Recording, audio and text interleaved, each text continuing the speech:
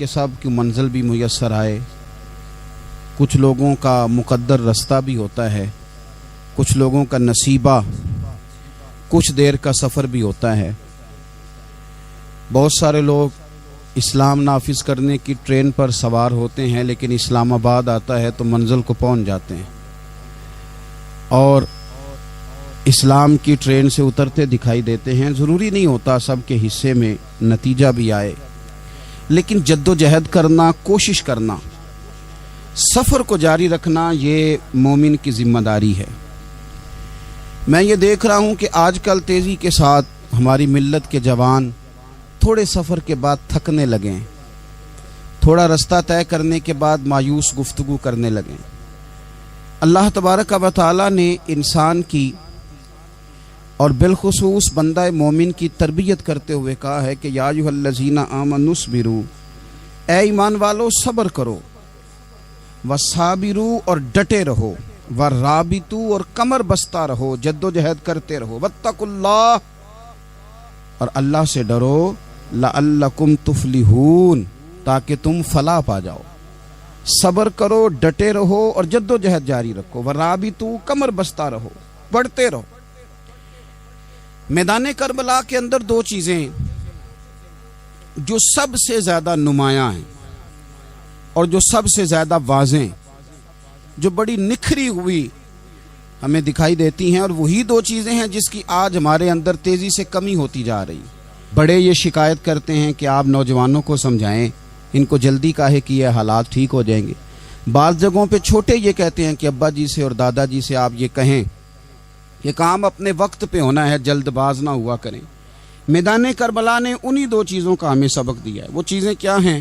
ایک صبر، ایک استقامت۔ آپ اپنی زندگی حوصلے کے ساتھ گزاریں اور اپنے سفر کو جاری رکھیں، استقامت کے ساتھ آگے بڑھتے رہیں۔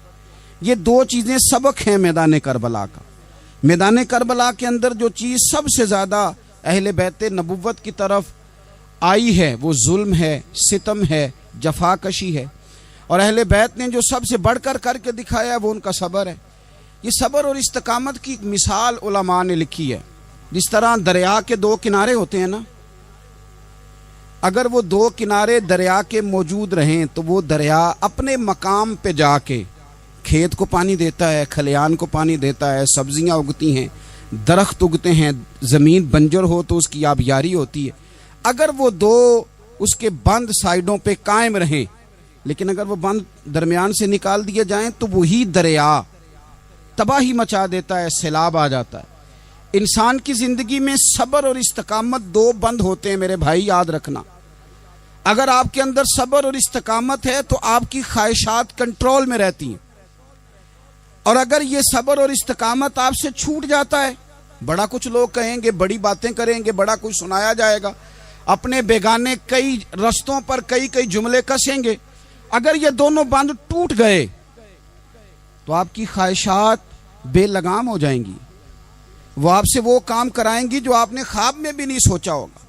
صبر اور استقامت، میں پڑھ رہا تھا علماء نے لکھا ہے کہ قرآن پاک میں اللہ نے 90 کے قریب، تقریباً 90 مرتبہ صبر کا ذکر کیا، اور حدیث پاک میں میرے رسول پاک نے تقریباً 900 مرتبہ صبر کی تلقین فرمائی ہے۔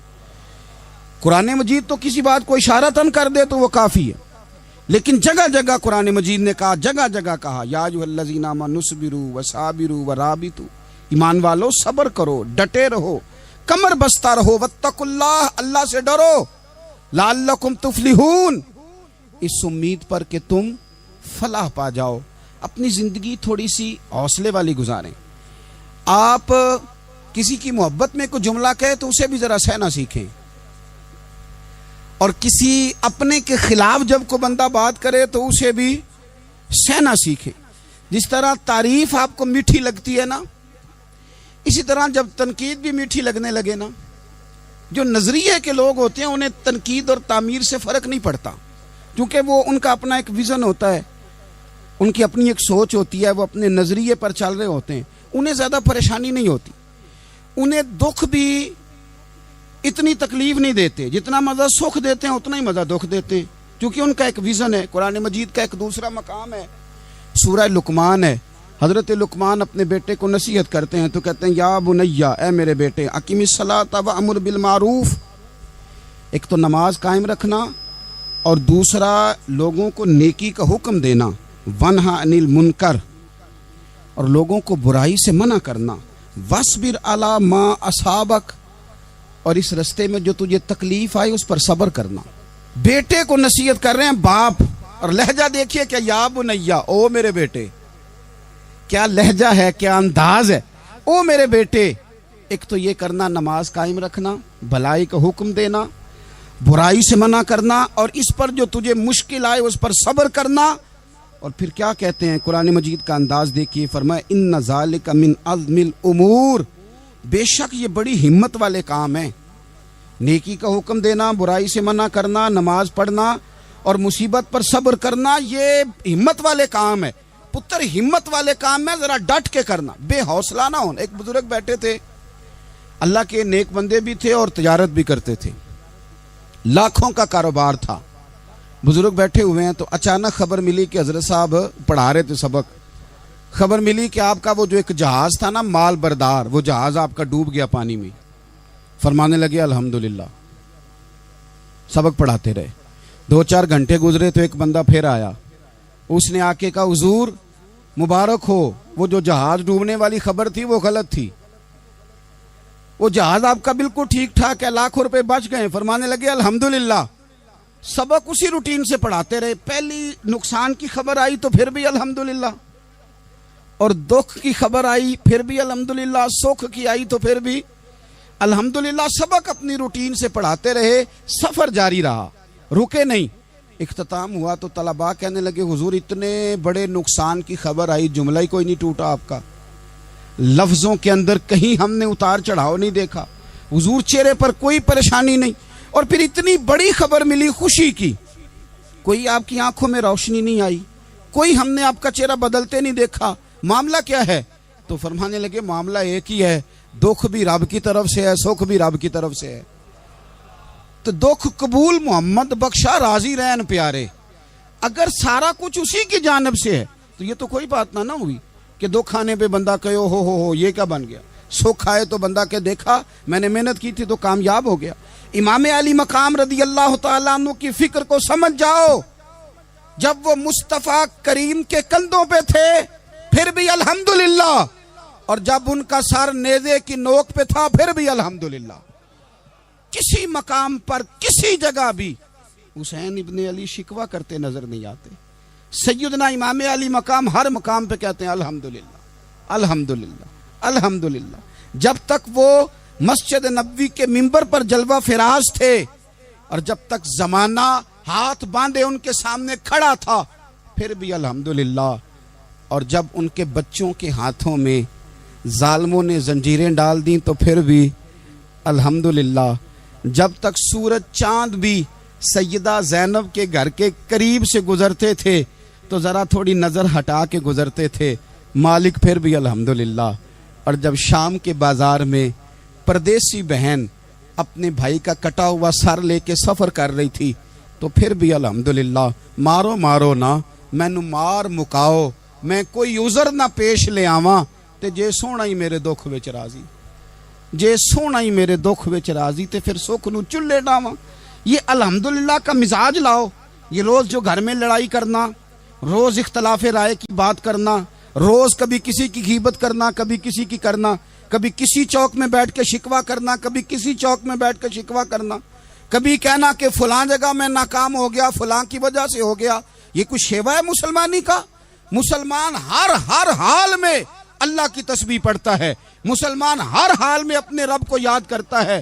وہ کہتا ہے بہار ہو کے خزاں لا الہ الا اللہ، خودی کا سر نہاں لا الہ الا اللہ، خودی کا تیغ فساں لا الہ الا اللہ۔ اور اگرچہ بت ہیں جماعت کی آستینوں میں، اگرچہ بت ہیں جماعت کی آستینوں میں، پر میری مجبوری ہے نا، مجھے ہے حکم اذاں لا الہ الا اللہ۔ اپنی ڈیوٹی کرتا ہے، وہ اپنے کام لگا رہتا ہے۔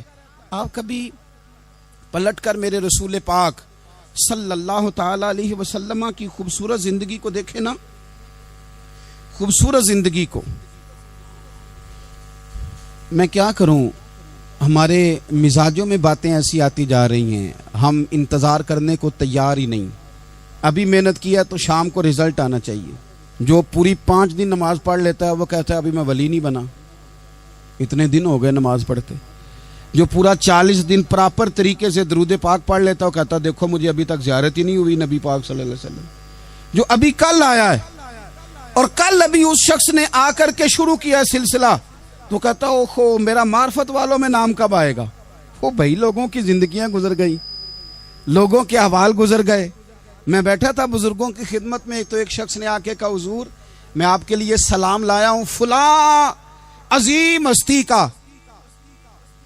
تو حضرت صاحب نے اس کو تھپکی دی، فرمانے لگے پتر میں انہیں جوگا نہیں، تینوں کوئی پلیکھا لگ گیا ہے، میں بدکار پرانا خادم، او میں نہیں اس قابل یار، یہ تجھے غلطی لگ گئی ہے، مجھے تو اپنے اعمال کا پتہ ہے، میں موجود تھا اور صاحب علم و فضل بندے کے پاس تھا۔ کہنے لگے پتر میں نہیں اس قابل، مہربانی کرنا تو میرے لیے دعا کر، اللہ تعالیٰ میرے اوپر رحمت کر دے اور کوئی رستہ کھل جائے۔ اور سجنوں سنو، حضرت عمر فاروق جیسا بندہ، میرے رسول پاک صلی اللہ علیہ وسلم کے غلاموں میں مولا علی شیر خدا کا مرتبہ کون جان سکتا ہے؟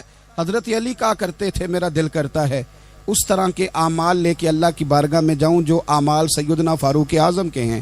اتنا صالح بندہ، اتنا پرہیزگار بندہ، لیکن حضرت عمر فاروق کے انتقال کا وقت آیا تو لوگ ان کی تعریفیں کرنے لگے، عمر کی بڑی بات ہے، عمر کی بڑی بات ہے۔ تو حضرت عمر رو پڑے، فرمانے لگے میرے لیے دعا کرو، مجھے درجہ کوئی بھی نہ ملے، بس میریاں نیکیاں اور بدیاں برابر برابر ہو جائیں، میں معاف کر دیا جاؤں، نیکی اور بدی برابر برابر ہو، چھوڑ دیا جاؤں۔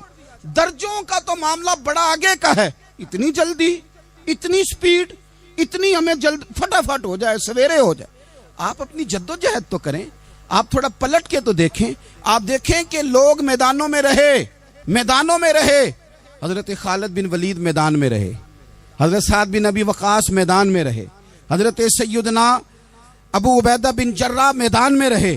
یہ لوگ ہمیشہ میدانوں میں رہے، اپنی اپنی ڈیوٹی کر کے چلے گئے۔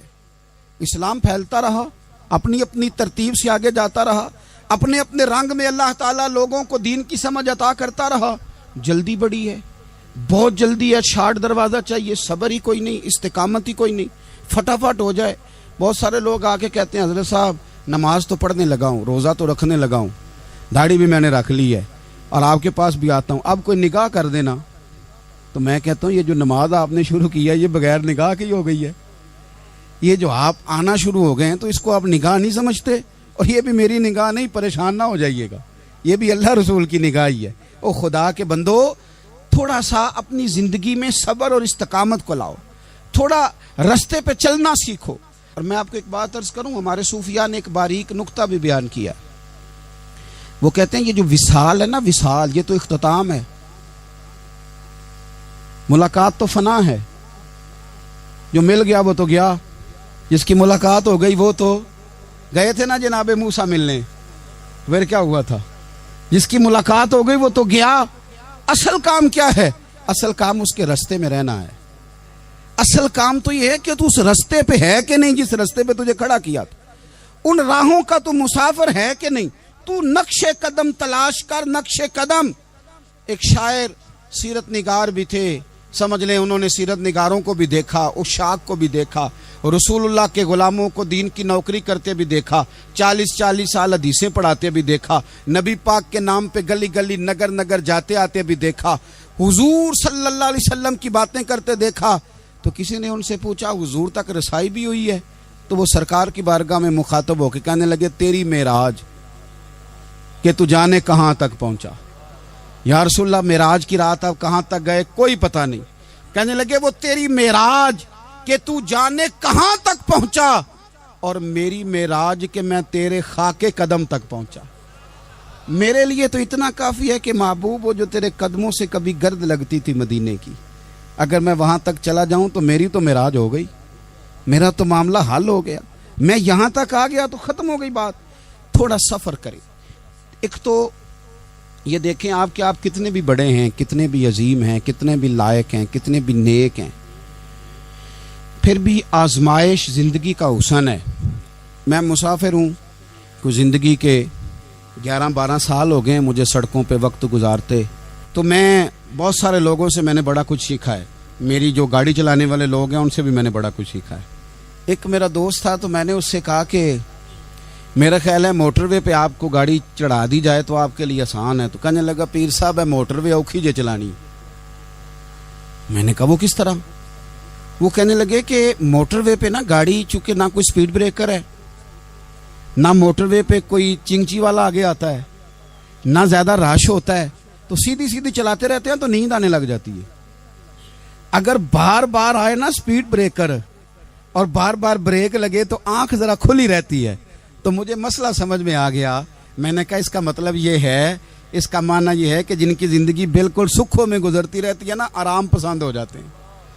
جن کی زندگی بالکل آسانیوں میں بیتی ہے وہ آرام پسند ہو جاتے. اور اگر کبھی کبھی سپیڈ بریکر بھی آئے، کبھی کو دکھ بھی دیکھنا پڑے، کبھی کوئی اپنوں بیگانوں کی بات بھی سننی پڑے، کبھی کوئی قریب آتا دور جاتا دکھائی بھی دے، کبھی کوئی بیماری تندرستی، یہ حالات بدلتے رہیں، دن تبدیل ہوتے رہیں، تو پھر لطف بڑا آتا ہے، پھر مزہ بڑا آتا ہے. وہ کسی نے کہا تھا لگا نا جدو میدان ازل دا تے لوکی چوراں وانگ سدھائے. کسی نے لٹ لئی علم جوانی، کسے ہاسے چولی پائے. آزم ویک جہالت ساڈی اسی عشق خرید لے آئے. ویخ نہ جہالت ساڈی اسی عشق خرید لے آئے. اور پھر کہنے لگے کسے دے سر دستار امامت اس علم پڑھاون سکھیا ہے، تے کسے نے پہنے ہے فقر دا چوگا اس زہد کماون چکھیا ہے.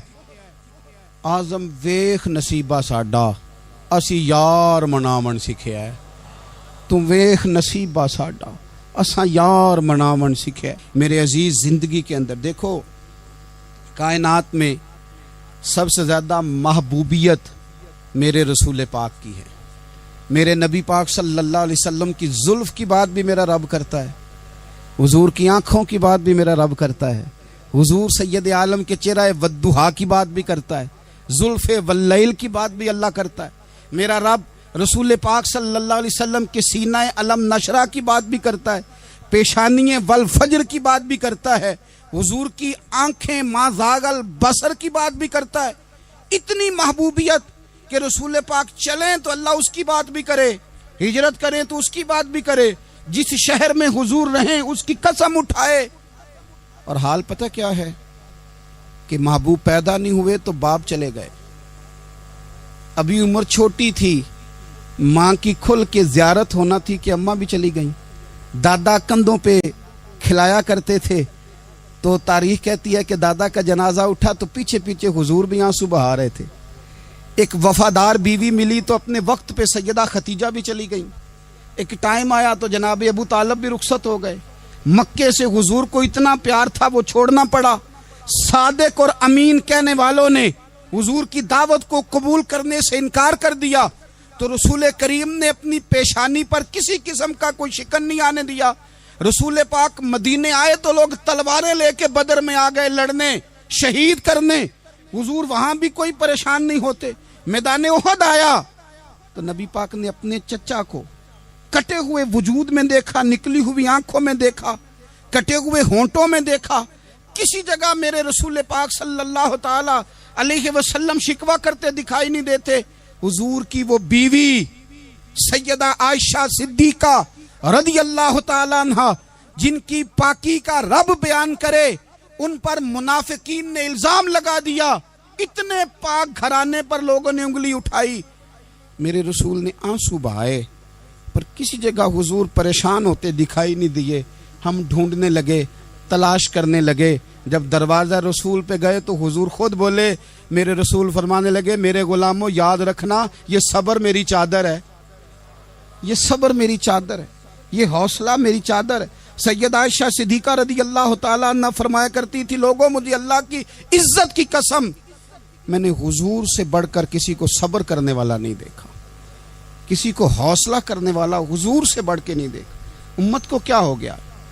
یہ چوراہوں پہ لڑ رہی ہے، چوکوں پہ لڑ رہی ہے. گھر ہیں کہ فساد کے آئینہ دار بنے ہوئے. لوگ آ کے رو پڑتے ہیں کہ جناب بھائیوں کا سلوک نہیں، کوئی دعا کر دیں. رو پڑتے ہیں جناب، ابا کے ساتھ بھی لڑائی ہو جاتی ہے، کوئی تعویذ دے دیں، ذرا حوصلہ نہیں، صبر نہیں، کسی جگہ ٹھہرنا تو سیکھو میرے عزیز، کسی جگہ او یارو آؤ نا، میدان کربلا کے 2 سبق، استقامت اور صبر۔ کتنا درجہ ہے سیدنا بلال حبشی کا، میں تقریر کر دیتا ہوں، آپ سن لیتے ہیں، لیکن کبھی وہ انداز بھی تو دیکھو نا۔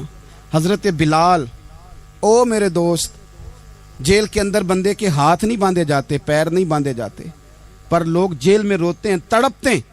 سیدنا بلال کہتے ہیں میں کلمہ پڑھتا تھا، رات امیہ مجھے باندھ کے رکھتا تھا، اور سویرے جب پتھر اچھی طرح تپ جاتے تھے نا تو لا کے باہر مجھے پتھروں پہ لٹا دیتا تھا، اور میرے وجود پر بھاری بھرکم پتھر رکھ دیتا تھا۔ سننا ذرا، تصور میں لانا، بلا میں کیا کہنے لگا ہوں۔ حضرت حسان بن ثابت رضی اللہ تعالیٰ عنہ فرماتے ہیں میں مکہ مکرمہ آیا حج یا عمرے کے لیے، تو میں نے مسجد نبوی کے جو آج مؤذن بلال ہیں، میں نے ان کا یہ رنگ دیکھا کہ مکے کے بچوں نے ان کے گلے میں رسی باندھ کے نا تو ہاتھوں میں پکڑی ہوئی، اور مکے کے بازاروں میں نا ان کو کھینچتے ہیں، لے جاتے ہیں۔ میں نے ایک شخص سے پوچھا یہ کیا ماجرا ہے، کیا معمہ ہے؟ تو بتانے والوں نے بتایا کہ یہ کالے رنگ کا حبشی غلام مار سارا دن کھاتا ہے، اس کے ساتھ لوگ وہ سلوک کرتے ہیں جو اذیت ناک اور خوفناک ہے، سارا دن مار کھاتا ہے پر اپنی زبان پہ خدا کا نام لیتا رہتا ہے، محمد مصطفیٰ کا نام لیتا رہتا ہے۔ او تینوں لب دیاں آپ گواچے، سانو اپنی خبر نہ کوئی، اویخنا ساتھوں پارے نی ککھ گلیاں، ہن تے آخ دے لوگ شدائی، اسی ننگ نموس دا ساڑ کے چولا، گل پہنے ہے تاج گدائی، اوے سجنا اپنا آپ گوایا ہے، تاں یار نے چاتی پائی۔ بھائی اس طرح کا لوگوں نے بھی انداز دیکھا، لیکن ہمارا یہ حال ہے کہ کسی جگہ بھی ٹھہراؤ نہیں، کسی جگہ بھی ٹھہراؤ نہیں، کسی جگہ بھی صبر نہیں، کسی کام پر بھی استقامت نہیں۔ ہماری دوستیاں روز ٹوٹتی ہیں، تعلقات روز کمزور پڑتے ہیں، ہم بڑے جوش کے ساتھ آگے بڑھتے ہیں اور بڑے بڑے اعلانیہ وعدے کرتے ہیں۔ کون سی چیز ہے جو ہمیں کمزور کر دیتی ہے؟ سوائے اس کے کہ ہمارا نفس کمزور ہے، سوائے اس کے کہ ہمارا نظریہ کمزور ہے، سوائے اس کے کہ ہمارے اندر وہ طاقت نہیں جو ہمیں استقامت پہ لا کے کھڑا کرے، جو ہمارے اندر حوصلہ پیدا کرے۔ یاد رکھنا میدان کربلا کے اندر حضرت سیدنا امام حسین رضی اللہ تعالیٰ عنہ کا جو حوصلہ تھا وہ اتنا مثالی تھا، اتنا مثالی تھا، اتنا مثالی تھا۔ ایک جنازہ گھر میں اٹھ جائے نا، اور خدا معاف کرے وہ کسی جوان کا ہو، تو بوڑھے کی کمر کئی روز کھڑی نہیں ہوتی۔ لیکن کربلا کے اس شاہ سوار کی کہانی بھی سننا میرے بھائی، جو اپنے کندھے پہ صبح سے لاشیں اٹھا کے لا رہے ہیں، صبح سے امام علی مقام لاشیں اٹھا کے لاتے ہیں۔ حضرت قاسم بن حسن کا لاشا اٹھا کے لا کے رکھا، حضرت علی اکبر شہید ہو گئے، آواز دی ابا جی سنبھالنا، تو لاش مبارک اٹھا کے رکھی، جناب علی اصغر کی لاش اٹھا کے رکھی۔ بھائی بڑے پیارے ہوتے ہیں، بڑے ہی پیارے ہوتے ہیں، نہ مانے ہم اپنی اولادوں کے سامنے، پر بڑے پیارے ہوتے ہیں، جتنا مرضی شکوہ کریں۔ بھائی پائیاں دیاں باواں ہوندے تے بھائی پائیاں دے ویری، بڑے پیارے ہوتے ہیں، کیا کریں بھائی جو ہوئے نہیں ان کی تکلیف سہی جاتی۔ حضرت عباس رضی اللہ تعالیٰ عنہ کو جب امام علی مقام اٹھا کے لا رہے تھے تو 1 منٹ کے لیے رکے اور کہنے لگے اللہ اب میری کمر کمزور پڑ گئی ہے، میرا بھائی چلا گیا تو پیچھے سے نا کچھ کمزور پڑ گئی ہے۔ اتنی ساری میتیں اٹھا کے لا کے، اتنا حوصلہ حسین ابن علی کا، پھر جا کے امام علی مقام گرم ریت سے تیمم کرتے ہیں، پھر وہ گھوڑے پہ بیٹھتے ہیں، پھر وہ رجز پڑھتے ہیں، پھر وہ خطبہ دیتے ہیں، پھر وہ حق کا اعلان کرتے ہیں، پھر وہ ظلم کو للکارتے ہیں، پھر وہ 56 سال کے بڑھاپے میں جب میدان میں گھوڑے کو ایڑی لگا کے آتے ہیں اور اس طرح کاٹتے ہیں یزیدیوں کی کمر کو، گلوں کو، کہ عمر بن سعد کہتا ہے اکیلے اکیلے نہ جاؤ، یہ کوئی معمولی ہے، یہ علی حیدر کا لال ہے، اکیلے اکیلے جاؤ گے تو لشکر کاٹ دے گا، یک بارگی حملہ کرو، یک بارگی، پھر ہو سکتا ہے حسین تمہارے قابو آئے۔ امام علی مقام میدان کربلا میں جب تیر کھا رہے تھے تو تجھے حوصلہ سکھا رہے تھے، مجھے حوصلہ سکھا رہے تھے. جب وہ میدان کربلا میں نیزے کھا رہے تھے, زخم لے رہے تھے, تو ڈٹنا سکھا رہے تھے, حوصلہ کرنا سکھا رہے تھے. بات بات پہ کمزور پڑنے والوں, ملت کے جوانوں, ابھی تو تم نے بہت سارے اجالے لانے ہیں, ابھی تو کئی اندھیروں سے لڑنا ہے, ابھی تو کئی شمع جلانی ہے, ابھی تو بہت سارے گھر ہیں جو منتظر ہیں کہ تم انقلاب لاؤ گے, ابھی تو بہت ساری آبادیاں ہیں جہاں تم نے امن قائم کرنا ہے, ابھی تو بہت سارے شہر ہیں جہاں سے تم نے ظلم مٹانا ہے, ابھی تو بہت ساری جگہ ہیں جہاں تمہارے نام کے دیپ جلیں گے, جہاں تم جا کے اسلام کے نام کی تختی لگاؤ گے, ابھی تو بہت سارے مینارے ہیں جن پہ تم نے لا الہ الا اللہ محمد الرسول اللہ کے نام کا جھنڈا لگانا ہے. ابھی تو آگے بڑھنا ہے, ابھی تو بہت سارا کام کرنا باقی. اقبال کہنے لگے کہ وقت رخصت ہے کہاں, کام ابھی باقی ہے, اور لوگوں نور توحید کا اتمام ابھی باقی ہے. اور ایک شاعر اور بولے, وہ کہنے لگے مسلمانوں نہ گھبراؤ, خدا کی شان باقی ہے, ابھی اسلام زندہ ہے, ابھی قرآن باقی ہے. کافر کیا سمجھتے ہیں جو ہم سے روز الجھتے ہیں, ابھی تو کربلا کا آخری میدان باقی ہے, ابھی تو بڑھنا ہے, آگے سفر کرنا ہے. کمزور نہ پڑیں. اپنی زندگی کے اندر کسی جگہ بھی بیماری بھی آ جاتی ہے, تکلیف بھی آ جاتی ہے, آزمائشیں بھی آ جاتی, غریبی بھی آ جاتی, یہ آنے والی چیزیں ہیں تو آ جاتی. اپنی زندگی میں صرف 2 4 5 چیزوں کو لاگو کر لیں. ایک تو مخلص زندگی گزاریں, ریاکار زندگی نہ گزاریں. جو لوگ ریاکار ہوتے ہیں وہ بزدل ہوتے ہیں, جو ریاکار ہوتے ہیں وہ دکاندار ہوتے ہیں, جو ریاکار ہوتے ہیں وہ اداکار ہوتے ہیں, جو ریاکار ہوتے ہیں ان کے پاس ایک کریکٹر رہ جاتا ہے, اندر ان کے کچھ بھی نہیں ہوتا, خالی ہو جاتا ہے سارا. زندگی میں مخلص بنیں گے تو دلیر ہو جائیں گے. اخلاص کے ساتھ آپ زندگی میں سفر کریں, آپ مخلص ہو جائیں.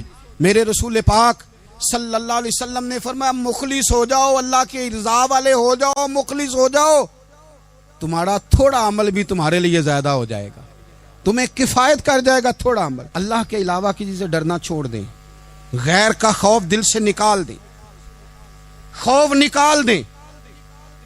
اپنی زندگی میں غیر کا خوف نکال دیں, نکال پھینکیں آپ امیروں کا خوف, نکال پھینکیں دنیا کیا کہے گی. یاد رکھنا عزتیں بھی رب دیتا ہے, ذلتیں بھی اس کی مشیت کا تقاضا ہوتی ہیں, رزق کا مالک بھی اللہ ہے. حضرت مولا علی سے کسی نے کہا کہ آپ اپنے ساتھ ہارس کیوں نہیں رکھتے, گن مین کیوں نہیں رکھتے, باڈی گارڈ کیوں نہیں رکھتے؟ تو حضرت علی فرمانے لگے موت سب سے بڑی محافظ ہے, وقت سے پہلے آتی نہیں, آ سکتی نہیں. آپ غیر کا خوف نکال باہر پھینکیں. ایک جملہ میدان کربلا میں امام حسین نے کہا تھا, ایک جملہ, اور وہ جملہ اتنا طاقتور ہے کہ اگر سونے کے پانی سے لکھا جائے, ہیروں سے تولا جائے, تو یہ ساری چیزیں کمزور پڑ جائیں. امام علی مقام میدان کربلا میں جب گھوڑے پہ سوار ہوئے, اللہ اکبر کہہ کے میدان میں آئے, اور آپ نے یزیدیوں سے کہا کہ تم ظالم ہو, جابر ہو, فاسق ہو, اطاعت تمہاری نہیں قبول کی جائے گی, اب بتاؤ لڑنا ہے کہ کیا کرنا ہے. جب وہ لڑنے کے لیے میدان میں آئے تو امام نے ایک جملہ کہا, فرمانے لگے لوگوں گواہ رہنا, آج میں نے عزتیں خرید لی ہیں اور ذلتیں دور کر دی ہیں. عزت ہے ہمارے پاس, عزت, ذلت دور ہو گئی. اگر اس کے ظلم سے چھپ کے بیٹھ جاتے, اگر ان تلواروں کے سامنے کمزور پڑ جاتے, اگر اس بڑے لشکر کو پیٹھ دکھا دیتے, تو یہ عزت والا معاملہ لوگوں ہم نے عزتوں کا سودا کیا, ہم نے ذلتیں بھگا دی, ہم نے وہی سودا کیا جو ہمارے اجداد کا طریقہ تھا, جو ہمارے اسلاف کا طریقہ تھا, جو طریقہ ہم نے علی المرتضیٰ سے سیکھا تھا اور نبی مصطفیٰ سے سیکھا تھا, وہ طریقہ ہم نے کر دکھایا. اللہ کے غیر کا خوف نکال پھینکے زندگی. اور تیسری بات, ہدف مقرر کریں. ہدف مقرر کریں. آپ کیا ہیں؟ آپ دین کے دائی ہیں, آپ دین کے مبلغ ہیں, آپ دین کو مالی سپورٹ کرنے والے ہیں, آپ اخلاقی سپورٹ کرنے والے ہیں, آپ ایک تاجر ہیں, آپ کس طرح کر کے میدان میں ہیں, آپ ایک ویلفیئر شخصیت ہیں, لوگوں کا بھلا کرنے والے, آپ کیا ہیں؟ اپنی زندگی میں اپنے اہداف مقرر کریں. بے معنی بے مقصد زندگی نہ. ہم نے ہدف بڑا چھوٹا مقرر کیا. ایک بندے کا ہدف ہے کہ میں نے کروڑ پتی بننا ہے, بن گیا وہ کروڑ پتی, اب کیا کرے؟ اب وہ ٹینشن میں ہے, کیا کروں؟ ہدف چھوٹا تھا نا, وہ پورا ہو گیا. ایک بندے کا ہدف تھا میں نے بڑی دکان خریدنی ہے, خرید لی, اب کیا کرے؟ اب ٹینشن میں آگے کدھر جائے. ایک بندے کا ہدف تھا میں نے وزیر بننا، بن گیا. یہ چھوٹا ہدف ہے، یہ ہدف کبھی بھی آپ قبول نہ کریں. ایک ہدف وہ تھا جو یزید نے اختیار کیا کہ مجھے حکومت پہ بیٹھنا ہے. ایک ہدف وہ تھا جو عبید اللہ ابن زیاد کا تھا کہ مجھے گورنر بننا ہے. ایک ہدف وہ تھا جو عمر بن سعد کا تھا کہ مجھے رے کی حکومت لینی ہے. یہ ان لوگوں کے ہدف تھے. اور ایک ہدف حسین ابن علی کا تھا، امام علی مقام کا تھا کہ مجھے جبر کے سامنے ڈٹنا ہے، ظلم کے سامنے ڈٹنا ہے. امام علی مقام کا خون تو بہہ گیا، کربلا کی زمین تو رنگین ہو گئی، نہ عبید اللہ ابن زیاد کی گورنری بچی، نہ شمر کو حکومت ملی، نہ یزید کچھ کما سکا، نہ زیاد کا وہ ظلم رہا، نہ یزید کی وہ جفا رہی. جو رہا تو نام حسین کا، جو رہا تو نام حسین کا، جسے زندہ رکھتی ہے کربلا. جو رہا تو نام حسین کا. چھوٹے اہداف نہ مقرر کرو. یہ کیا بات ہوئی؟ ایک کاؤنسلری پہ سارا کچھ ہار دینا، ایک بچے کے میڈیکل کالج کے داخلے پہ سارا کچھ ہار دینا، ایک ہلکی چیز سفارش پہ سارا کچھ ہار جانا، ایک بڑے آدمی کے نام فوٹو آ گئی اور تو سارا کچھ ہار کے بیٹھ گیا. نہ اپنی قیمت تھوڑی نہ لگا، جگہ جگہ نہ بکا کر، جگہ جگہ نہ بکا کر، جگہ جگہ نہ اپنے آپ کو سیل کیا کر. ہمارے سودے ہو گئے، ہمیں حضور نے خرید لیا، مدینے کی گلی میں سودا ہو گیا. سودا کس نام پہ ہوا؟ کس نام پہ ہوا؟ ہم نے صرف اتنا کہا کہ یا رسول اللہ میدان محشر کہہ دینا کہ وہ دیکھو ہمارا غلام آ رہا ہے. بس اتنی سی بات پہ سودا ہوا، بک گئے، طے کر لیا، اس کو معراج سمجھا. بھائی کمزور کیسے پڑ گئے ہم؟ کس مقام پہ کمزور پڑ گئے؟ کہاں جا کے ہمارے اندر کمزوری آئی؟ استقامت، صبر، حوصلہ، ڈٹنا، مضبوط ہونا. ہم نا سوشل میڈیا دیکھ کے رائے قائم کرتے ہیں. آج کل یہ ہو رہا ہے تو لہذا اب بھی یہ کر دیں، کل وہ ہو رہا ہے تو لہذا اب بھی وہ کر دیں. ہمارا نظریہ کتاب و سنت ہے. ہمارا نظریہ وہ ٹرینڈ نہیں جو آج کل فلانی جگہ پہ چل رہا ہے. ہمارا نظریہ ہمارے بزرگوں کے 1400 سالہ نظریات ہیں. آپ 4 5 6 خبریں دیکھ کے نظریہ نہ بنایا کریں. نظریہ اللہ کی کتاب دیکھ کے بنائیں، رسول اللہ کا فرمان دیکھ کے بنائیں. 5 7 10 20 اینکر جہاں آپ کو لے کے جائیں وہ والا ذہن نہ بنائیں. ذہن وہ بنائیں جو ذہن ہمیں سیدنا امام حسین نے عطا فرمایا ہے. اپنی زندگی میں ایک تو اخلاص لائیں، اللہ کے غیر کا خوف نکالیں، ہدف مقرر کریں اور مزاج جد و جہد والا بنائیں. جد و جہد والا.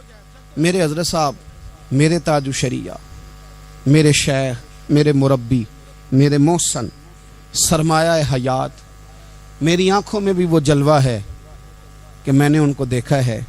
انہوں نے اپنی زندگی ایک کونے سے شروع کی، پوری دنیا کا انہوں نے سفر کیا. انہیں پتا تھا کہ بریلی شریف میں لاکھوں لوگ آتے ہیں، یہاں عرس ہوتے ہیں، لیکن ان کی ایک وصیت ہے، وہ بہت ساری جگہ آڈیو ریکارڈنگ بھی اس کی موجود ہے. حضرت نے فرمایا تھا میں زندگی میں رسول اللہ کے دین کے لیے نکلا ہوا ہوں، میں جگہ جگہ سفر کرتا رہتا ہوں. میری وصیت ہے اس رستے میں اگر کہیں میرا آخری وقت آئے تو مجھے بریلی شریف نہ لے کے جانا، اسی راہ میں مجھے دفن کر دینا، اسی راہ میں اسی جگہ دفن کر دینا. میں چاہتا ہوں اسی راہ پہ دفن ہو جاؤں، اسی جگہ. عدم سے لائی ہے ہستی میں آرزو رسول، دیکھو ہمیں کہاں کہاں لیے پھرتی ہے جستجو رسول، کہاں کہاں لیے پھرتی ہے جستجو رسول. اور میں اپنی حیاتی تو قربان تھی وہاں. دیکھو محمد پکیندے گزر گئی، احد نال احمد صدیندے گزر گئی. کہا کہ اسی رستے میں یعنی رستہ ہو اور جب آخری وقت کا اعلان ہو تو لوگ کہیں کہ وہ تو حضور کے دین کی بات بتانے گیا تھا، اور کوئی کہے وہ تو ابھی رسول اللہ کا دین سنا کے گیا تھا، اور کوئی کہے کہ اس نے تو کل بھی وعدہ کیا تھا کہ وہ آئے گا اور حضور کی بات سنائے گا. عدم سے لائی ہے نا ہستی میں ہمیں آرزو رسول. لوگوں دیکھو نا ہمیں کہاں کہاں لیے پھرتی ہے جستجو رسول. پھر عجب ہی नज़ारा हो मैदान हश्र में बेदम कि सब हों पेश खुदा और मैं रूबरू रसूल। अपनी ज़िंदगी में अहदाफ मुकर्रर करें। लोगों, हमने अपने बच्चों को, औलादों को, कबीलों को, बस्तियों को, बरादरियों को बड़ा कुछ दिया है। आओ ना आज हम अल्लाह के हुजूर कुछ इरादे करें कि हम अपने दीन को भी कुछ देंगे, हम अपने मज़हब के लिए भी कुछ करेंगे। आप यकीन करें, कॉलेज मजबूत हो गए, मदारस कमज़ोर हो गए। आप यकीन करें, खेल के अड्डे आबाद हो गए। खुदारा अपने दीन के लिए भी सोचना सीखें, अपनी इस्लामी इक़दार के लिए भी सोचना सीखें, दीन की सरबुलंदी के लिए भी सोचना सीखें। मेरी ज़िंदगी का मकसद तेरे दीन की सरफराजी, मैं इसीलिए मुसलमान, मैं इसीलिए नमाजी। हज़रत उमर फ़ारूक रदी अल्लाह ताला अन्हु ना हाथ के अंदर तलवार लेके दीन की पहरेदारी को निकलते थे। इमाम हुसैन ने तलवार ली, मैदान में दीन की पहरेदारी को निकले, दीन की अक़दार बचाई हैं इमाम हुसैन। किसी शायर ने कहा था, दीन नबीदा वांग यतीमा रोवे ते कुरलावे, आखे ओ लोको मैं कित्थों लब्बां उमर बहादुर जेड़ा मैनू सीने लावे। इमाम हुसैन ने अक़दार बचाए दीन के। फरमाया, फासिक, फाजर, जालम, शराबी ये मुसलमानों के हुक्मरान हो सकते? तो जो अक़दार इमाम अली मकाम बचाने निकले सारी औलाद समेत, उनको बचाने के लिए मैं और आप क्या इक़दामात कर रहे हैं? हम क्या कर रहे हैं? हमारे मुल्क के अंदर आहिस्ता आहिस्ता आप गौर कर लें, जिना बिल जबर कहाँ चला गया। माज़ल्ला आम जिना के हालात कितने खौफनाक हैं, ज़्यादतियों की शरह कितनी बढ़ गई है।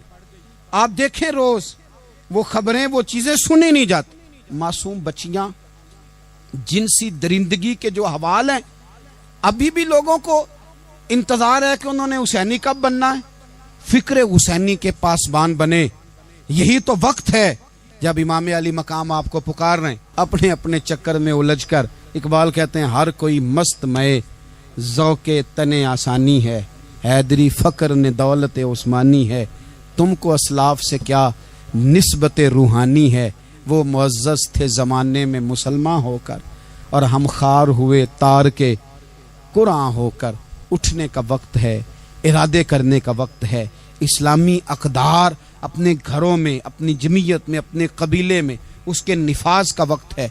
जद्दोजहद करें, आगे बढ़ें, हिम्मत करें। जिसकी कोई नमाज आज की रह गई है, वो सारी नमाजें पूरी करके, जो कज़ा हैं वो अदा करके सोए। अल्लाह की बारगाह में इस्तिग़फ़ार पढ़ें, तौबा करके अपने वक्त को बिताएं। छोड़ दें दूसरों की गलतियों पे इतना वक्त लगाना, अपने ऊपर थोड़ी मेहनत करें। अपने अंदर कुछ खामियां निकालें और कुछ अपने आप को रगड़ के खूबियां पैदा करें, और अपनी सलाहियतें अपने दीन के लिए खर्च करें, अपनी खूबियां दीन के लिए लगाने की कोशिश करें। हम भी दोबारा से तजदीद अहद वफ़ा करते हैं, दोबारा से आज कहते हैं कि या रसूल अल्लाह सल्लल्लाहु अलैहि वसल्लम, हमारा वादा है कि मेरी ज़िंदगी का मकसद तेरे दीन की सरफराजी, मेरी ज़िंदगी का मकसद तेरे दीन की सरफराजी, मैं इसीलिए मुसलमान, मैं इसीलिए नमाजी।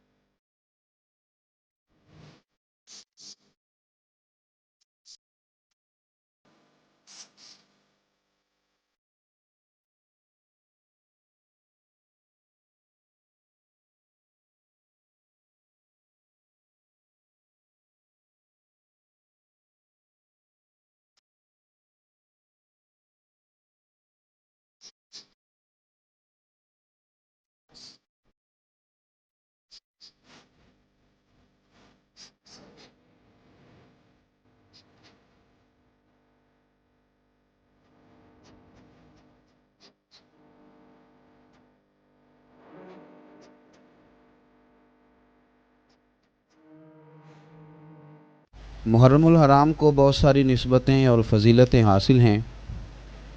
इसका आगाज़ यकम मुहर्रम से होता है امت مسلمہ کے بہت بڑے لیڈر اور رہنما، اور دنیا کے اندر معیشت، معاشرت، نظم و نسق، عدل، انصاف اور انسانی توانائی کا بھرپور کام کرنے والی شخصیت حضرت عمر فاروق رضی اللہ تعالی۔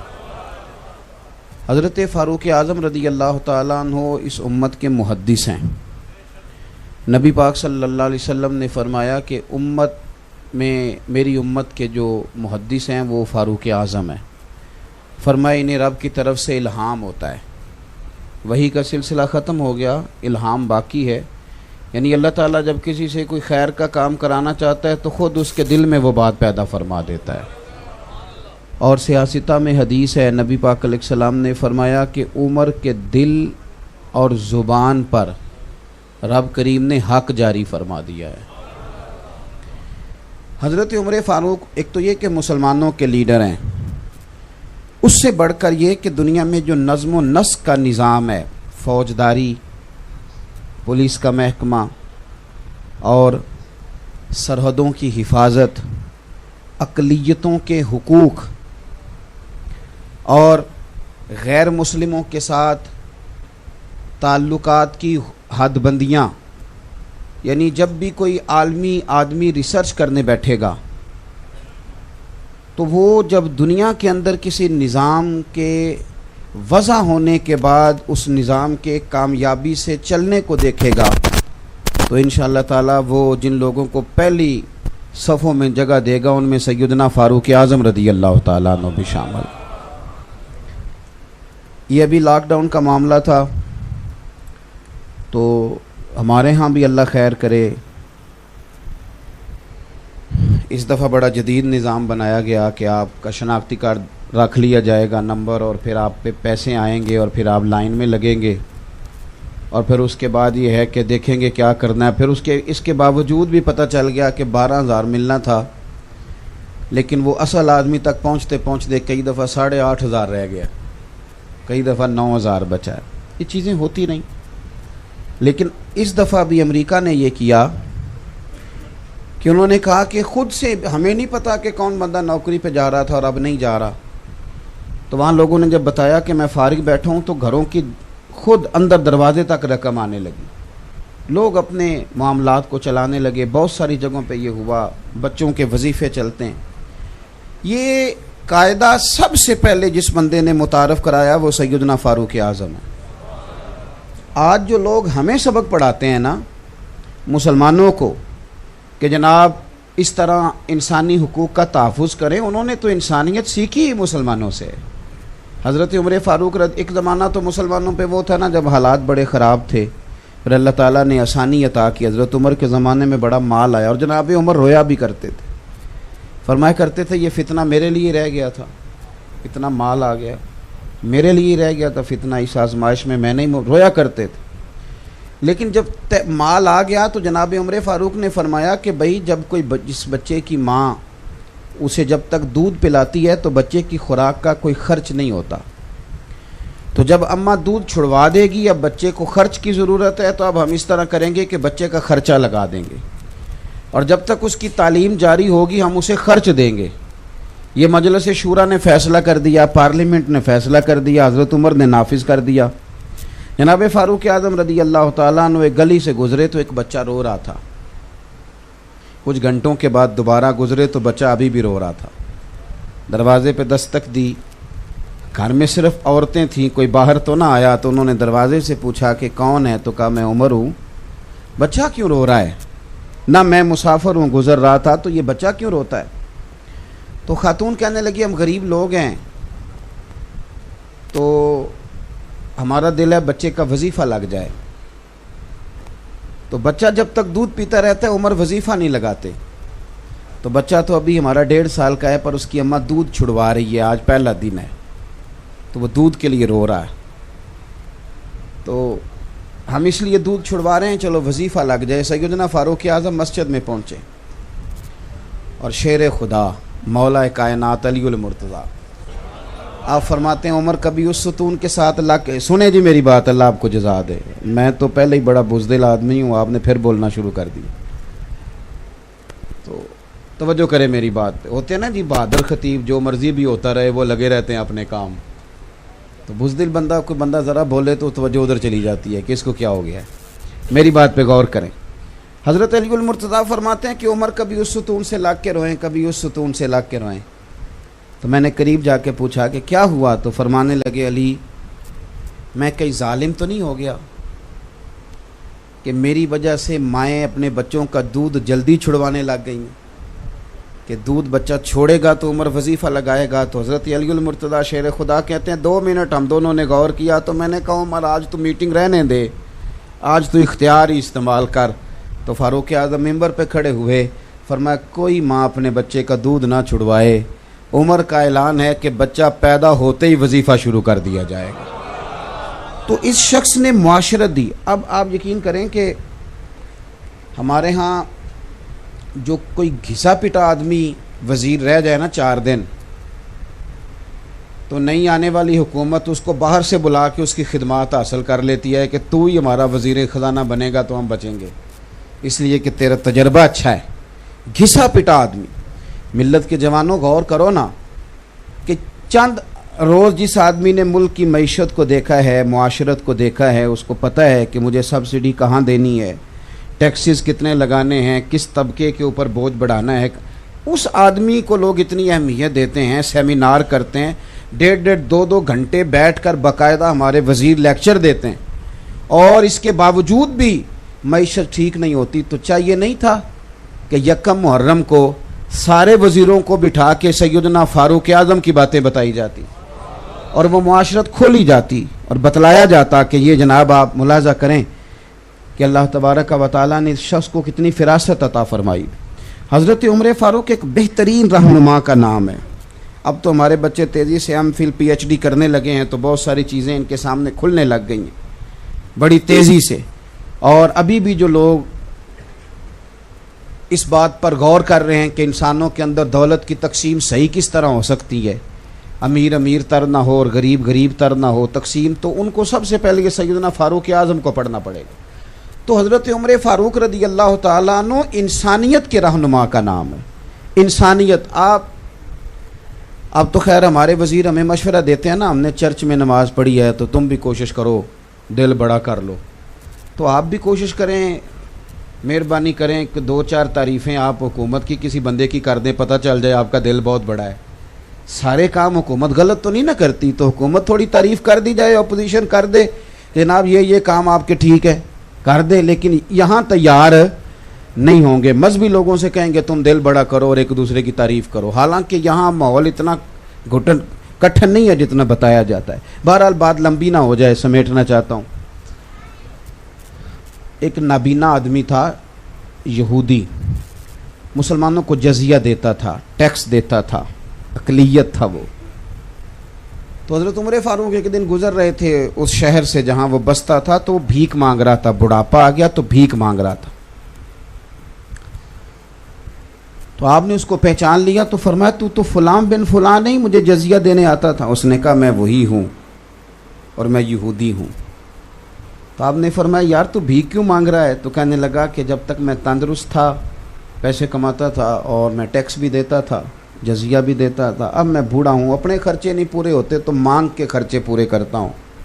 میں نے کہا کہ وہ انسانیت کے مسیحا تھے. سیدنا فاروق اعظم نے اسے گھوڑے کی پشت پہ بٹھا لیا اور آپ وزیر خزانہ کے پاس لے گئے. فرمانے لگے جب تک یہ ٹھیک تھا ہمیں جزیہ دیتا تھا, اب جب تک یہ بیمار رہے گا ہم اسے خرچہ دیتے رہیں گے. اس کا یہودی کا خرچ میں ہمیں آپ انسانیت کا سبق پڑھاتے ہیں.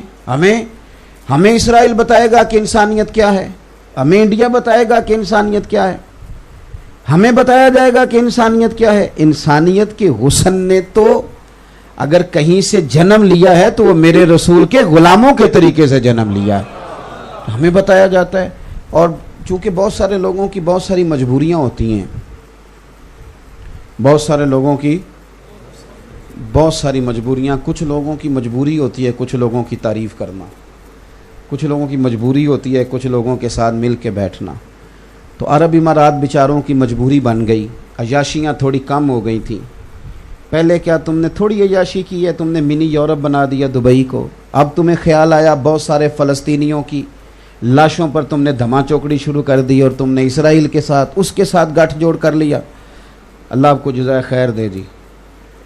اب آپ ذرا تشریف رکھیے گا، چند باتیں کرنی ہیں میں نے.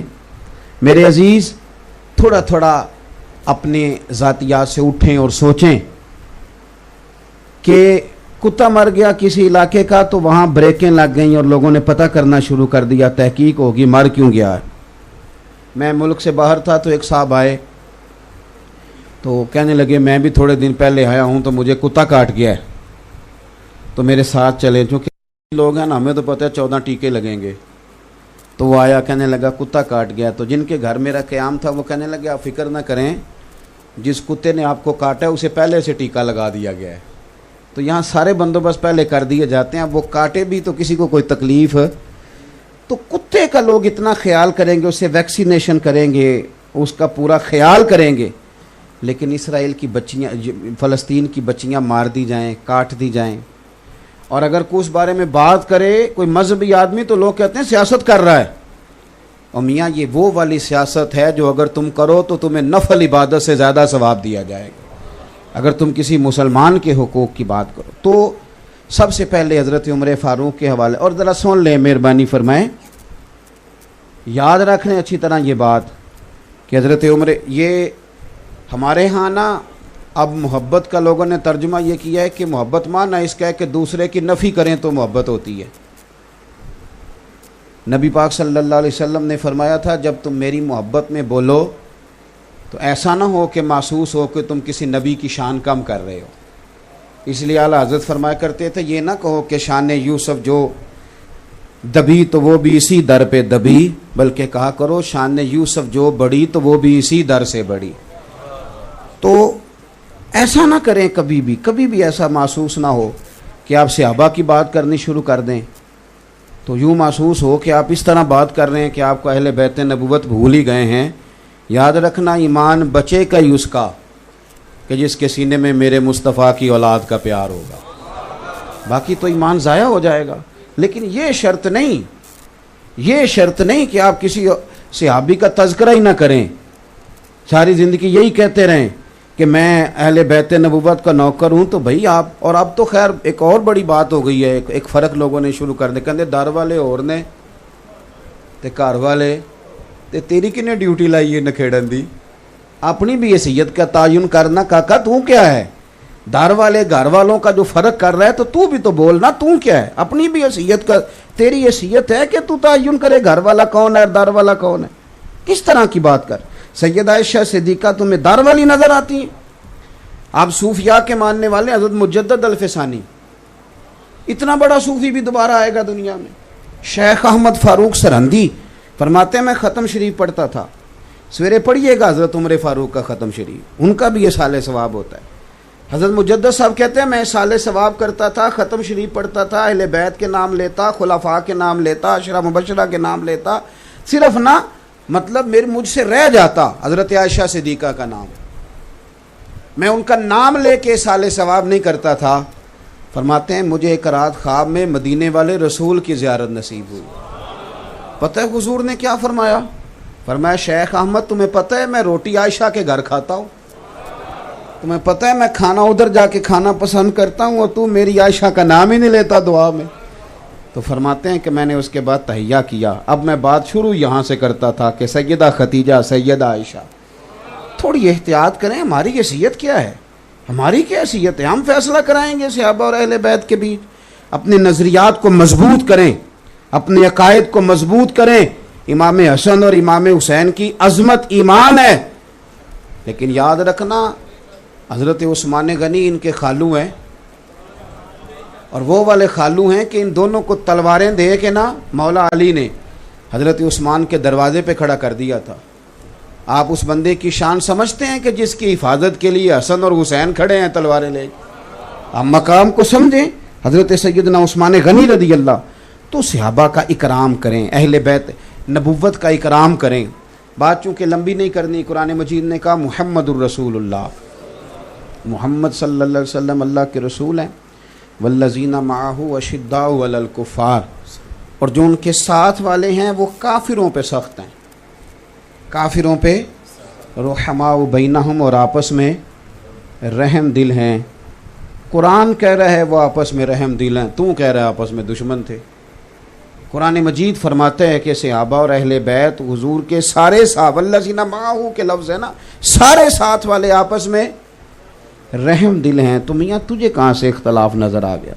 اور پھر ایک اور بات یاد رکھنا، تو بڑا محب ہو کہ اگر کبھی یہ سوچے نا کہ میں صحابہ کی بات کروں اور اہل بیت کی نہ کروں، اور اہل بیت کی کروں تو صحابہ کی نہ کروں، تو یاد رکھنا ابا اور چچا کی کبھی لڑائی ہو بھی جائے نا، بھائی اگر کبھی آپس میں ناراض ہو بھی جائیں، تو بیٹا اگر بولے نا باپ کی حمایت میں اور چچا کے خلاف کوئی بات کرے، تو ابا کہہ دیتا ہے جس کی حمایت میں وہ بول رہا ہوتا ہے کہ پتر تو چپ کرے، ساڈا بھراواں دا معاملہ ہے، تیرا کوئی حق نہیں ہے اس میں بولنے کا، تیرا کام، حالانکہ وہ ابا کی حمایت میں بولا تھا، پر ابا کہنے لگے پتر تیرا کام، یہ ہمارا بھائیوں کا معاملہ ہے، ہم دونوں برابر کے، ہم جانے ایک دوسرے سے بات، تیرا حق بنتا۔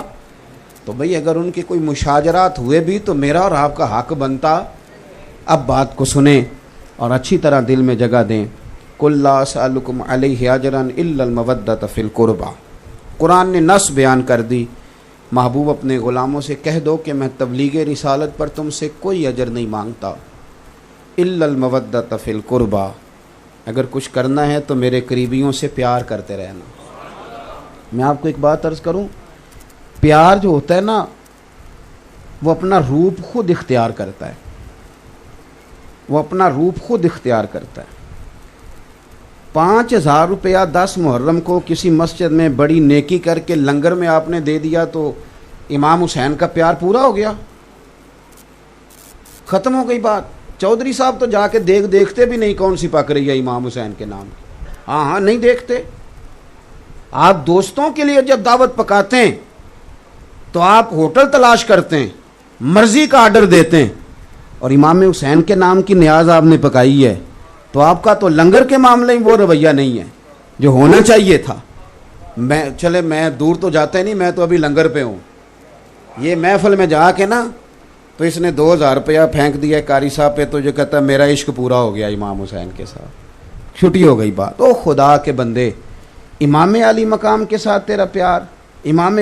میری اماں بالکل پڑھی لکھی نہیں تھی، بالکل پڑھی لکھی نہیں تھی، کھیر پکتی تھی 10 محرم کو، اماں کہتی تھی ٹھوٹیاں بھی ضروری ہیں، اور پھر میری اماں کہتی تھی اس نے لنگر بانٹنا ہے وہ پہلے وضو کر لے، یہ میرے نبی کی اولاد کے نام کا لنگر۔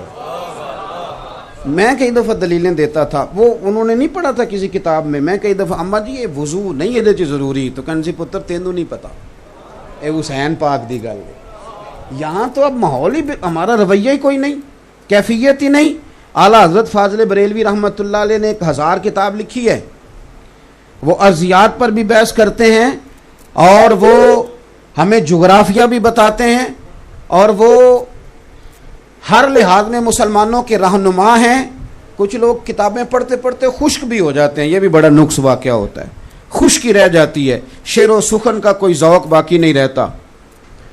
اعلیٰ حضرت بریلوی غوث پاک کے نام کا لنگر تھا، غوث اعظم کی شرینی، سمجھ لیں جس طرح اب تو خیر وہ نہیں رہا، پہلے ہوتا تھا کہ وہ شکر پارے لے آتے تھے 11ویں والے دن، لوگ اس پہ ختم ہو مکھانے آ جاتے تھے، تو وہ شرینی تھی تھوڑی سی غوث پاک کے نام کی، ختم شریف ہو گیا اس پہ، تو اس کا ایک ٹکڑا زمین پہ گر گیا۔ میری بات پہ غور کرنا، میں آپ کو ملنگ کی بات نہیں بتا رہا، اس بندے کی بات بتا رہا ہوں کہ جو ہر وقت دلائل کی دنیا میں رہتے ہیں، جو براہین کی دنیا میں رہتے ہیں، جو قلم کے پیچ و تاب سے پورے آگاہ ہیں، جنہیں بات کرنے کا ڈھب اور سلیقہ مکمل دلائل کے ساتھ آتا ہے، لیکن تھوڑی سی شرینی غوث پاک کے نام کی زمین پہ گر گئی، تو اعلیٰ حضرت رحمۃ اللہ علیہ زمین پہ اترے، ہاتھ نہیں لگایا، سر جھکایا، اور پھر اپنی زبان کے ساتھ شرینی اٹھائی، تو ساتھ دائیں بائیں جو شاگرد مرید بیٹھے تھے کہنے لگے حضور یہ والا رنگ تو پہلی دفعہ دیکھا ہے۔ آپ فرمانے لگے جو تم نے پہلے سارے رنگ دیکھے ہیں وہ اسی رنگ کا صدقہ ہے، یہ اسی رنگ کا صدقہ ہے جو تم نے پہلے سارے دیکھے ہیں۔ کیفیات ہی نہیں ہے۔ حضور کی اولاد کی تو بات کرے، نبی پاک کی اولاد کی۔ حضور مفتی اعظم ہند فرمایا کرتے تھے مجھے یاد نہیں مجھے یاد نہیں کہ میں نے کبھی حضور کی اولاد کا نام بغیر وضو کے زبان سے ادا کیا ہو. سرکار کی اولاد سے پیار کریں, اہل بیت نبوت کے ساتھ ہمارا رشتہ عقیدت کا ہو, اور ہمارے لب و لہجے سے بات چھلکے کہ ہمیں رسول پاک کی اولاد سے پیار ہے. دیکھو نا یارو, اگر چودھری صاحب خود جائیں 10 محرم کو اچھے چاول خرید کے لائیں, اور پھر وہ پکانے والے کو خود بلا کے تلقین کریں, اور پھر وہ کہیں کہ آج جو برتن ہے نا, ناراض ہو گئے ہو, اسی میں چودھری جاب دے ہو سارے, ہوں ہاں ہی نہیں کر دے. او میری بات سنو صاحب, بات کو سمجھو. بیٹی کی شادی ہو تو بندہ پورے جوبن پہ آ جاتا ہے, وہ کہتا ہے کہ خاص شے ہونی چاہیے, کوئی خاص پیار ہے نا بیٹی سے, تو پیار بتلاتا ہے کہ ابا خود گیا ساری چیزیں خریدنے, وہ خود گیا ہر سارے کام کرنے. چلے میں آپ کو اپنی بات بتاتا ہوں, ابھی کی تازی. میں کبھی گھر کوئی چیز نہیں لے کے گیا تھا, کبھی بھی. بہن بھائی بیوی وہ ان کی طاقت نہیں کبھی مجھے کہہ دیں کہ آندھی باری فلانی شے لے آئے. جب سے بچے ہوئے ہیں نا, وہ جو مرضی آرڈر لگا دیتے, جو مرضی. ایک دو دفعہ میں نے ان کی اماں سے کہا انہیں منع کرو, کہندی تسی آپ ہی کر لو. بات کو سمجھیں. کئی دفعہ اترتا ہوں گاڑی سے, ان کی مرضی کی چیز لیتا ہوں, گھر تو داخل ہونا ہے کہ نہیں, بگڑ جاتے ہیں نہ لے کے آئیں, بگڑ جاتے ہیں. میں ملتان شریف تھا پرسوں ترسوں, تو سب سے چھوٹے والے نے مجھے کہا کہ کار تاں وڑیا جے میری گڈی لے کے ہونی جے. وہ کار دیکھ لی کسی کی, تو میں آدھی رات کو ڈھونڈتا پھرتا تھا کہ اس کی گاڑی مل جائے تاکہ میں. تو یہ پیار ہے نا, پیار آپ کو بہت سارے کام کراتا ہے جو آپ پہلے او یار امام حسین سے پیار ہو جائے, اور پھر کسی پتر کا نام بندہ غلام حسین نہ رکھے, پھر کبھی اس کو شوق نہ پیدا ہو کہ میں خود جاؤں جا کے بازار سے چاول خریدوں.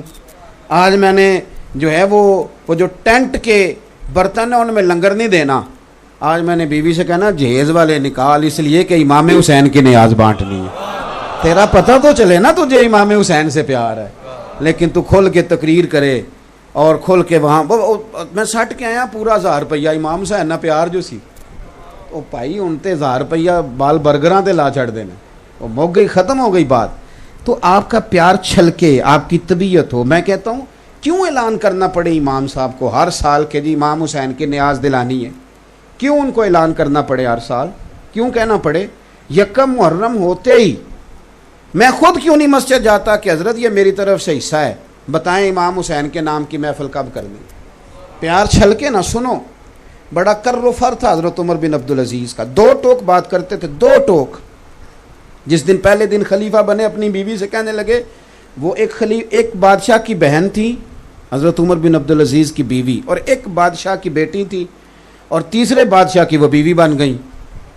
تو اپنی بیوی سے کہنے لگے پہلے دن خلیفہ بنے کہ تجھے عمر چاہیے کہ تجھے دولت چاہیے؟ وہ کہنے لگی نہیں مجھے عمر ہی چاہیے. تو فرمانے لگے لا پھر سارا زیور میں نے مال غنیمت میں جمع کرنا ہے. پھر کہنے لگے تجھے گھر چاہیے کہ تجھے عمر چاہیے؟ کہنے لگے جی نہیں مجھے عمر ہی چاہیے. فرمانے لگے یہ مکان بڑا عالی شان ہے, یہ مال غنیمت میں دینا ہے, تو میرے ساتھ جھونپڑے میں رہ سکتی ہے تو آ جا. اس نے کہا ٹھیک ہے. 2 ٹوک بات, 2 ٹوک. آپ کے خاندان کا ایک بندہ آ گیا بنو امیہ کا, اس نے آ کر کے کہا کہ میری جائیداد ہے تھوڑی سی, تو آپ میری سفارش کر دیں. خاندان کا بندہ تھا نا. آپ نے وزیر کو بلایا, اور جو باہر حارس کھڑے تھے جن کو آج کل ہم باڈی گارڈ کہتے ہیں, یہ بھی شوق ہے. اب تو پیروں مولویوں کو بھی لگ گیا ہے کہ 2-4 گن مین ہو تو پتہ چلتا ہے بندہ کو تگڑا آیا ہے. یہ تو اب مذہبی لوگوں میں بھی آ گیا. تو وہ جو باہر حارسین کھڑے تھے, پہرے دار کھڑے تھے, حضرت عمر بن عبدالعزیز نے ان کو بلایا. فرمایا یہ میرے چاچا کا بیٹا اندر کیسے آیا؟ میں نے کہا حضور آپ کے چچا کا بیٹا ہے. فرمایا ساری دنیا اندر آ جائے, میرے خاندان والے کو سفارش لے کے آئیں تو انہیں اندر نہ آنے دینا, اس لیے کہ یہ خاندان کی حکومت نہیں, یہ رسول اللہ کے نام کی حکومت ہے. خبردار کوئی بندہ قریب نہ پھٹکے. اتنا تگڑا بندہ, اتنے بڑے اصول قاعدے. بچوں کو کہہ دیا کہ اگر تم میرے ساتھ گزارا کر سکتے ہو روکھی سوکھی پہ تو کرو, نہیں تو یہ دروازہ کھلا ہے نکل جاؤ. ساری دلیریاں, چودراہٹیں, کہانیاں اپنی جگہ.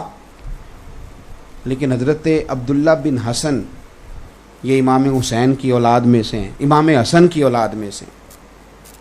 یہ 16 سال کا نوجوان, کالی سیاہ زلفیں, داڑھی ابھی پورے چہرے پہ پھیلی نہیں. جب اندر قدم رکھا تو حضرت عمر بن عبدالعزیز کسی کو جرت نہیں اندر آ سکے, لیکن اس بندے نے قدم رکھا تو حضرت عمر بن عبدالعزیز فوراً کانپنے لگے. اٹھے, چودراہٹیں پراں پراں ہوتی ہیں, صاحب یہ رسول اللہ کا گھرانہ ہے, تو بڑا ہے تو کہیں اور ہوگا, یہ نبی پاک کا گھرانہ ہے.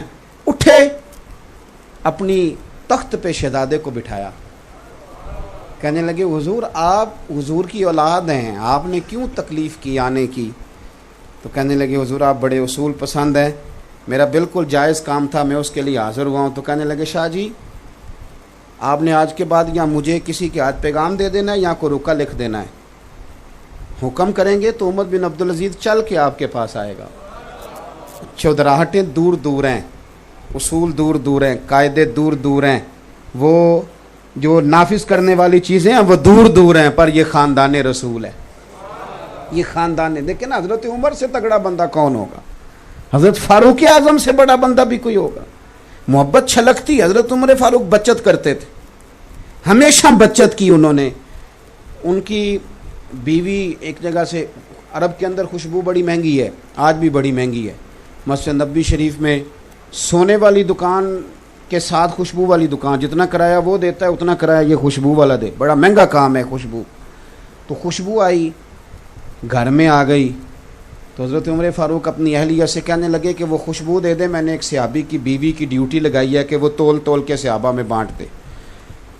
تو حضرت عمر کی عورتوں کا آپ کو پتہ ہوتا ہے نا, وہ کہنے میں نے جانچ ونڈن دی. تو وہ کہنے لگی صحابی کی بیوی نے جو بانٹنی ہے تو میں نہیں بانٹ سکتی. آپ نے فرمایا مجھے تیری دیانت پہ کوئی شک نہیں, پر تو مجھے دے دے, ایک صحابی کی بیوی کی ڈیوٹی لگائی ہے, بانٹ دے گی. تو خاتون کہنے لگی میں کیوں نہیں بانٹ سکتی؟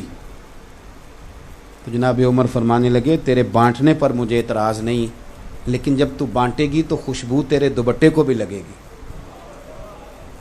تو میں نہیں چاہتا کہ بٹتے ہوئے جو تیرے دوپٹے کو لگ جائے قیامت کے دن مجھے اس کا بھی حساب دینا پڑے.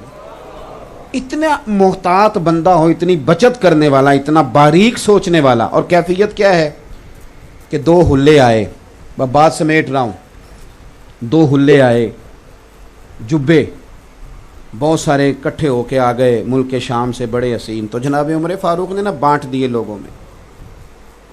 سادہ کپڑا پہنا ساری زندگی, صحابہ نے کہا کرتا بدلو تو ناراض ہو گئے, بچت کرتے تھے.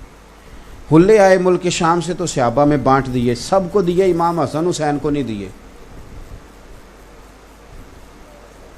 اب ہلکی ہلکی باتیں چل جاتی ہیں نا, پر شیر کی مونچھ کو ہاتھ لگانا بڑا مشکل کام ہوتا ہے.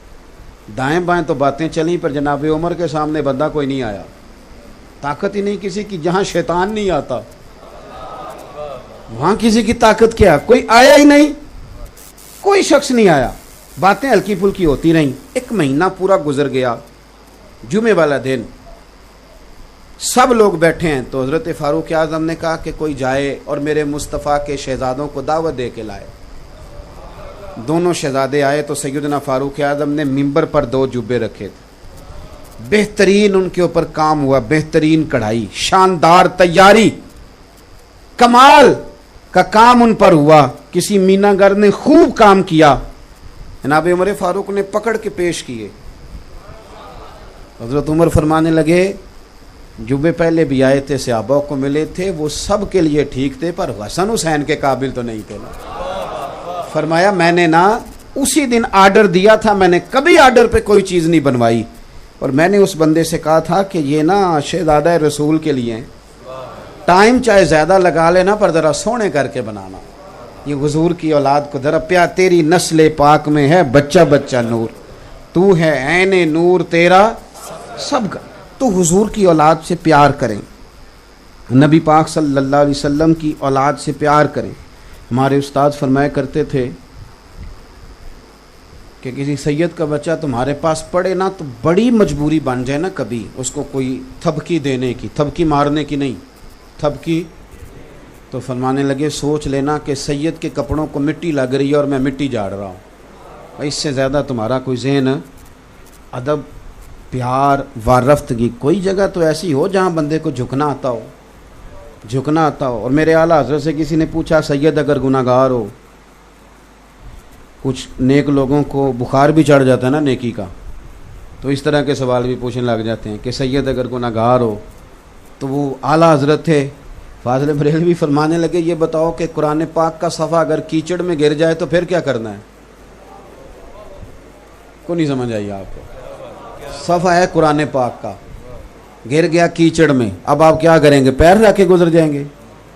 اس نے کہا جی توبہ توبہ، میں تو اسے اٹھاؤں گا، دھوؤں گا، خوشبو لگاؤں گا، چوموں گا، اونچی جگہ رکھوں گا۔ تو فرمانے لگے بس سمجھ لے یہ بھی قرآن کا صفحہ ہی ہے، اگر کوئی مٹی لگ گئی ہے نا تو اس پہ پیر نہیں رکھا جا سکتا، اس کا اکرام کیا جائے گا، اس کا احترام کیا جائے گا، اس سے محبت کی جائے گی۔ تو ہماری آنے والی نسل، یہ کچھ لوگ ہیں جو خانقاہوں سے منسلک ہیں یا کچھ کسی اللہ والے کے پاس اٹھتے بیٹھتے ہیں، باقی ہمارے ہاں یہ مزاج ختم ہوتا جا رہا ہے کہ آل رسول کا، سادات کا، مشائخ کا ہم نے احترام کرنا ہے۔ یہ آہستہ آہستہ چیزیں ختم ہوتی جا رہی، ان کو دوبارہ لائیں، اپنے شیڈول میں شامل کریں، اپنے بچوں کو یہ چیزیں بتلائیں۔ اور یہ جو آداب ہوتے ہیں یہ لوگوں کو حدود میں بند کرتے ہیں، جو بندہ ادب نہیں کرتا وہ بے حد ہو جاتا ہے، اور جو لوگ حدود سے باہر نکل جاتے ہیں، جو سید کا ادب نہیں کرے گا ابا کا کیسے کرے گا، اماں کا کیسے کرے گا؟ جن لوگوں کو ہم آداب سکھائیں گے وہ پھر انشاءاللہ سب کا ادب کریں گے، ان کا پھر مزاج بن جائے گا ادب کرنے کا، تو زندگی میں ادب والے بنیں۔ کل انشاءاللہ تعالی سیدنا عمر فاروق کا دن ہے، تو اگر آپ کل شام والے لنگر پہ ختم شریف پڑھیں اور بچوں کو کہیں آئے پتر دعا کریں حضرت عمر فاروق کے درجات کی بلندی کے لیے، اور حضور نے فرمایا ہے کہ جب میرا عمر دنیا سے جائے گا تو میرا اسلام روئے گا۔ یہ دیکھیں اس بندے کا کمال جسے نبی پاک نے اللہ سے مانگ کے لیا ہے۔ تو حضرت عمر کا دن منائیں، پھر محرم شریف میں روزے کا ذہن بنائیں۔